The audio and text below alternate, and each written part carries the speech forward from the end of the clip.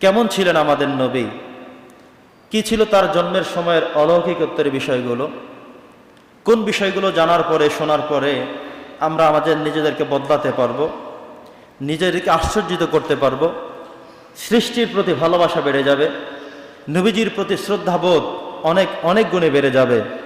সে লক্ষ্যেই কোরআন সুন্নাহকে সামনে রেখে এবং বিশ্ববিখ্যাত ইতিহাস গ্রন্থ আল বিদায়া ওয়ান নিহায়া কিতাবকেও সামনে রেখে আমরা আজকে শুরু করছি নবী করিম সাল্লাল্লাহু আলাইহি সাল্লামের জীবনী মোবারক, যেটি কোরআনুল হাকিমে বর্ণিত 25 জন নবীর মধ্যে উনি হলেন অন্যতম, সর্বশেষ এবং সর্বশ্রেষ্ঠ নবী এবং রাসূল, নবী মুহাম্মদুর রাসূলুল্লাহ সাল্লাল্লাহু আলাইহি ওয়াসাল্লাম।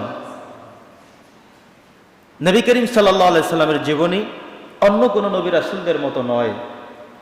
নবীজির জীবনী সকল নবী রাসূলদের চরিত্রের থেকে, জীবনী থেকে সম্পূর্ণ আলাদা, সম্পূর্ণ ব্যতিক্রম, যেটা আমরা শুরু করলে শেষ পর্যন্ত প্রত্যেকটি বিষয়কে আমাদের আশ্চর্যিত মনে হবে।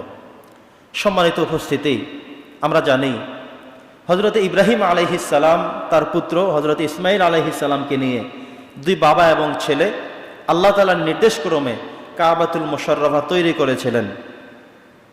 কাবাতুল মুশাররফা তৈরি করার শেষে রুকনে ইয়ামানি নামে যে গুরুত্বপূর্ণ স্থাপনা রয়েছে, যে গুরুত্বপূর্ণ জায়গাটি রয়েছে, ওই জায়গায় ইব্রাহিম আলাইহিস সালাম হাত তুললেন, সাথে ইসমাইল নবী হাত তুললেন। ওনারা একটি বিশেষ দোয়া করলেন, একটি গুরুত্বপূর্ণ দোয়া করলেন। দোয়াটি কি ছিল? যেটি কোরআনুল হাকিমের সূরাতুল বাকারার 129 নম্বর আয়াতের মধ্যে এসেছে। আল্লাহ বলছেন কোরআনের মধ্যে যেটা এসেছে, রব্বানা ওয়াবআথ ফীহিম রাসূলাম মিনহুম ইয়াতলু আলাইহিম আয়াতিকা ওয়া ইউআল্লিমুহুমুল কিতাবা ওয়াল হিকমা। এভাবে করে হযরত ইব্রাহিম নবী আল্লাহর কাছে দোয়া করে বলেছেন, হে আল্লাহ, রব্বানা, হে আমার প্রভু, ওয়াবআথ ফীহিম রাসূলাম মিনহুম ইয়াতলু আলাইহিম আয়াতিক।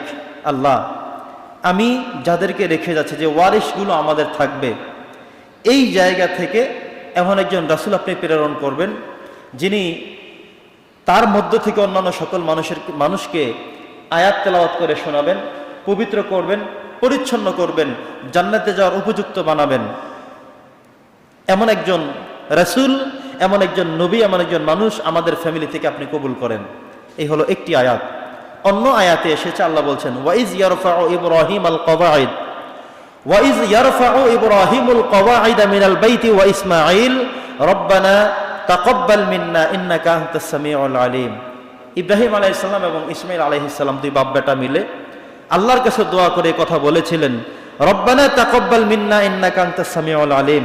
হে আমার প্রভু, হে আমার রব, আজকে আমরা গুরুত্বপূর্ণ স্থাপনায়, গুরুত্বপূর্ণ জায়গায় দাঁড়িয়ে দোয়া করে গেলাম। আমরা যে কথাটুকু আপনার কাছে উপস্থাপন করেছি, আপনি আমাদের সেই দোয়াটুকুন কবুল করেন। তারা হাত তুলে এই দোয়া আল্লাহর কাছে করে চলে গেলেন। সুবহানাল্লাহ। মুফাসসিররা লিখেছেন এ দোয়া আল্লাহ কবুল করেছেন। তবে এই দোয়া কবুল হয়ে বাস্তবায়িত হয়েছিল 3500 বছর পরে। সুবহানাল্লাহ। হযরত ইব্রাহিম আলাইহিস সালাম থেকে শুরু করে শেষ নবী মুহাম্মদুর রাসূলুল্লাহ সাল্লাল্লাহু আলাইহি সাল্লাম পর্যন্ত 3500 বছরের ব্যবধান ছিল। এই 3500 বছর পরে ইব্রাহিম নবী যে দোয়া করলেন, সেই দোয়ার প্রতিফলিত হলো। তার মানে বোঝা গেল, দোয়া করলে সব সময় দোয়া সাথে সাথে কবুল হয়ে যায় না। 1-2 দিন পরে কখনো হয়ে যায়, কখনো আরো বেশি পরে হয়। ইব্রাহিম আলাইহিস সালাম নবী মুহাম্মদুর রাসূলুল্লাহ সাল্লাল্লাহু আলাইহি সাল্লামের কথা চিন্তা করে, এমন একটি মানুষের কথা বিবেচনা করে, এমন একজন মানুষের কথা ধারণা করে আল্লাহর কাছে দোয়া করেছিলেন। আল্লাহ তাআলা দোয়া কবুল করে রেখেছেন। এই দোয়া বাস্তবায়িত হয়েছে 3500 বছর পরে। আল্লাহ তাআলা নবী মুহাম্মদুর রাসূলুল্লাহ সাল্লাল্লাহু আলাইহি সাল্লামকে পাঠিয়ে দিয়ে সেই দোয়ার বাস্তবতা আল্লাহ তাআলা কবুল করে নিয়েছেন। সুবহানাল্লাহ। তার মানে হলো 3500 বছর পরে এই দোয়া বাস্তবায়িত হয়ে গেল। নবীজি আসছেন কোথায়? মক্কাতুল মুকাররমার সবচেয়ে শ্রেষ্ঠতম ফ্যামিলি, সবচেয়ে সম্ভ্রান্ত ফ্যামিলি আব্দুল মুত্তালিবের যে ফ্যামিলি, এটা ছিল সবচেয়ে সম্ভ্রান্ত ফ্যামিলি, উচ্চ ফ্যামিলি।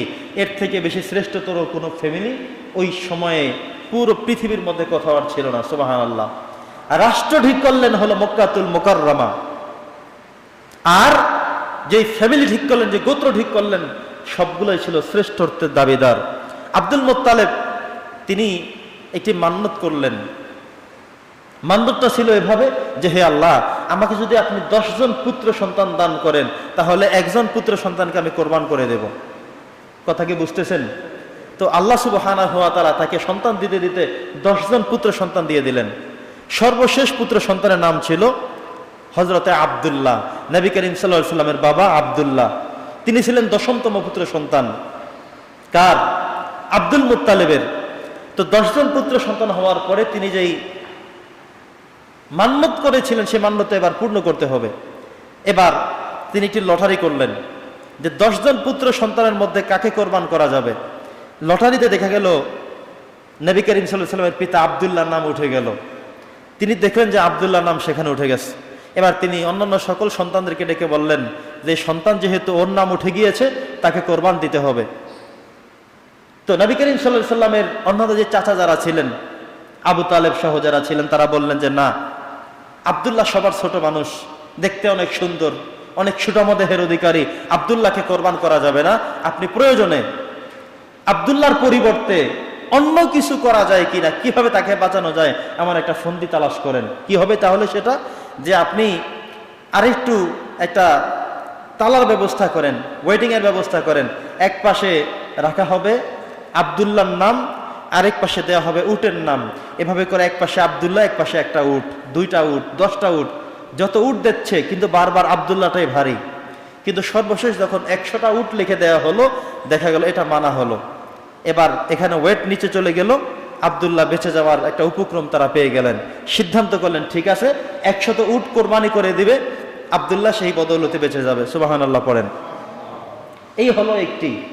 আর আরেকটি কোরবান ছিল হযরত ইব্রাহিম আলাইহিস সালাম যখন ইসমাইল নবীকে কোরবান করবেন। ওই যে কোরবানের ইতিহাস সময় আমরা বলে থাকি, তো ইসমাইল আলাইহিস সালামকে আল্লাহ তাআলা কোরবানির বিধান জারি করলেন।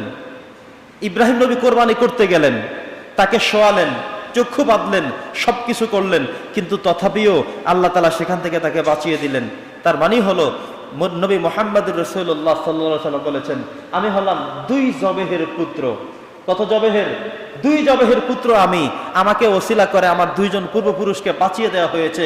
একজন হলো আমার পিতা আব্দুল্লাহ, যিনি তার পিতা আব্দুল মুত্তালিব কর্তৃক মান্যতকৃত এই বিষয়টি পূর্ণ করার জন্য তার নাম উঠে যাওয়ার পরেও আল্লাহ তাআলা তাকে বাঁচিয়ে দিলেন, শুধু আমি নবী মুহাম্মদুর রাসূলুল্লাহ সাল্লাল্লাহু আলাইহি ওয়াসাল্লামকে ওসিলা করে। আর আরেকটি হলো ইব্রাহিম নবী স্বপ্ন দেখে ইসমাইলকে কোরবানি করতে গেলেন, কিন্তু ইসমাইল নবীর ওই রস্যে আমি তখন ছিলাম, সে কারণে তাকেও বাঁচিয়ে দেওয়া হয়েছে। বাঁচিয়েছেন কে?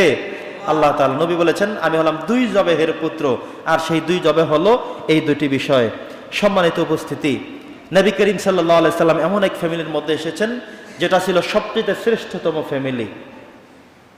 আব্দুল মুত্তালিব তিনি স্বপ্ন দেখলেন যে আমার ফ্যামিলিতে আব্দুল্লাহর ঐরস্যে আমেনার গর্ভে এমন একজন পুত্র সন্তান জন্ম হচ্ছে যে হলো পৃথিবীর সবার থেকে শ্রেষ্ঠতম এক মহামানব হিসেবে আবির্ভূত হবেন। তিনি রাত্রিবেলা স্বপ্ন দেখলেন, আল্লাহ তাআলা ওহীর মাধ্যমে তাকে নাম জানিয়ে দিলেন। তিনি নাম জেনে ফেললেন, নাম রাখতে হবে মুহাম্মদ। কি নাম রাখতে হবে? মুহাম্মদ রাখতে হবে।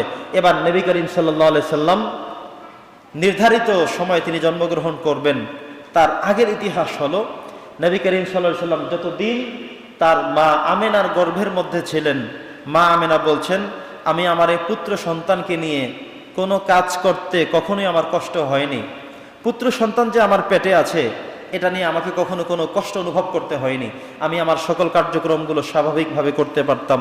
এমনকি আমি যখন কোথাও যেতাম, আকাশ থেকে একটা মেঘের টুকরা এসে আমার মাথার উপরে দিয়ে এভাবে করে করে ছায়া দিয়ে দিয়ে যেত। সুবহানাল্লাহ। তিনি তখনই বুঝতে পারলেন যে আমি মনে হয় সাধারণ কোনো মহিলা নই, কারণ এতদিন পর্যন্ত আমাকে এমন ছায়া দেয়া হয়নি যেই ছায়া এখন দেয়া হচ্ছে। তিনি প্রতিনিয়ত স্বপ্ন দেখেন যে তার পেটের মধ্যে যে বাচ্চাটি আছে সেই বাচ্চাটি পৃথিবীর শ্রেষ্ঠতম মানুষ, শ্রেষ্ঠতম নবী হবে, শ্রেষ্ঠতম রাসূল হবে। এই কথাগুলো তিনি প্রতিনিয়ত স্বপ্নে দেখছেন। এমনকি তিনি যখন দরিয়ার পাশে চলে যান, পানি নিবেন কূপ থেকে, নিচ থেকে পানি উপরে উঠে যায়, তাকে পানি সহযোগিতা করে। সুবহানাল্লাহ।